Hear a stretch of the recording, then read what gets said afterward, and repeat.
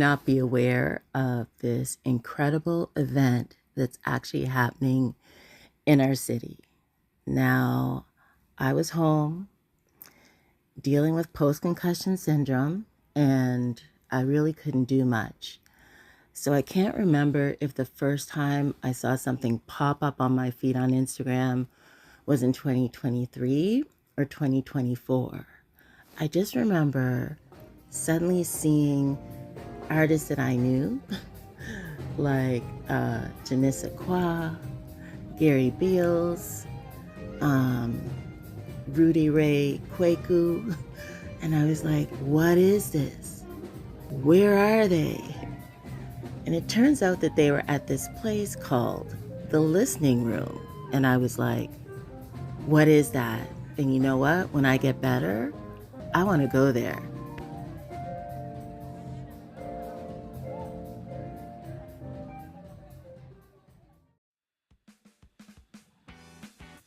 You might wonder what these are. What they are wax earplugs. And there's something that I discovered by chance when I first had the concussion, because the little orange earplugs, they kind of don't really cover your ears and they pop out. And then I was Googling stuff and I found out about wax earplugs, and they are my saving grace. So knowing that I was finally ready to try to attend a listening room event, I took my wax earplugs, and you know what? I was not disappointed, and I was able to listen to the music. And these are really great, and you can't really see them either. So there's that part.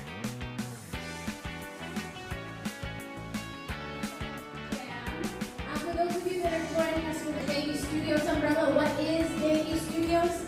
Davey Studios is my company centering Toronto-based musicianship.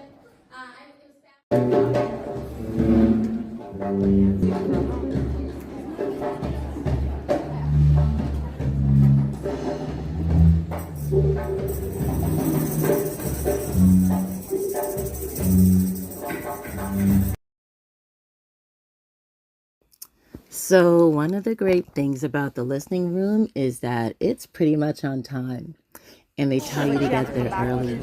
And I've been able to go twice now. The first time I only made it through part of the first set because it really was a lot for my senses. Okay. And I got there really early, and surprise, surprise, so did everybody else. There was already quite a lineup early. So the doors open at 7:30,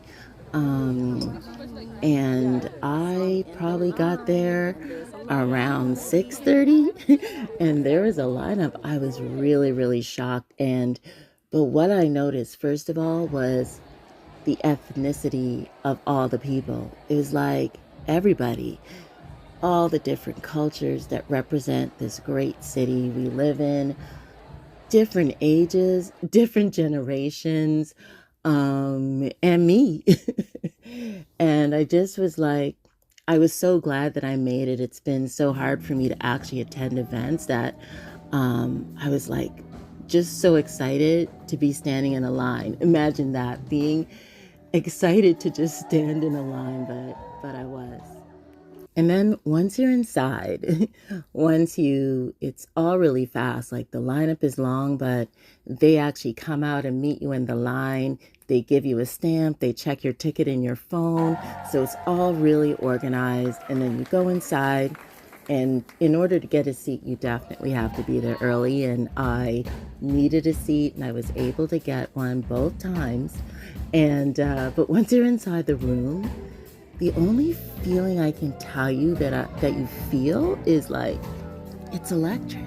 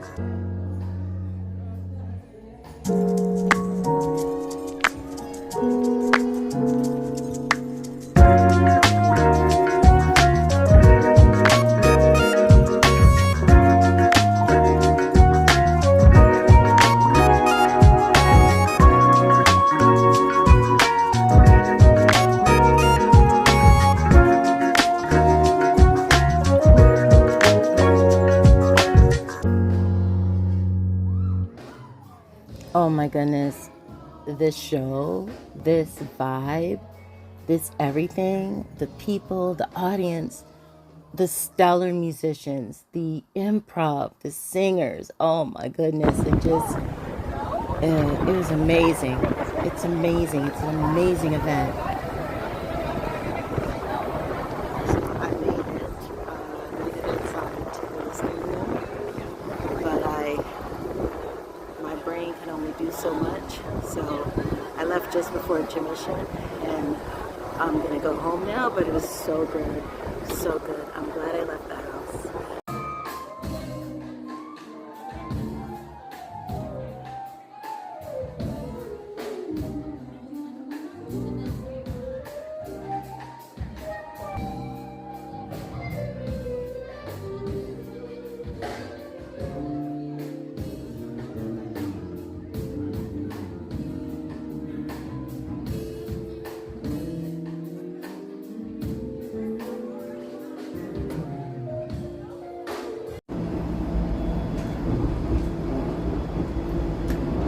So I made it.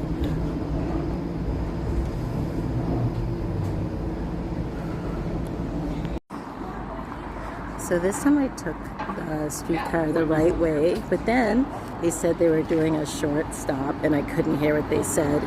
And then they went they went the way I could have gone to get home, but I didn't know because I couldn't make out their announcement. So once again I'm out in these streets. I guess at least I'm going the right direction. Man, I don't think I have taken a streetcar.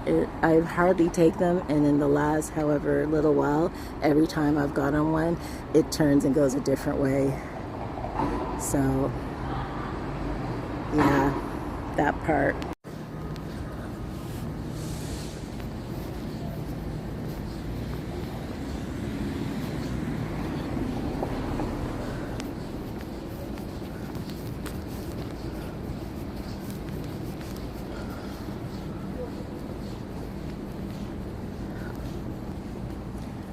One night of music and lights will equal 2 days of fatigue, but no regrets. So I won't be doing anything else though for the rest of this month for sure.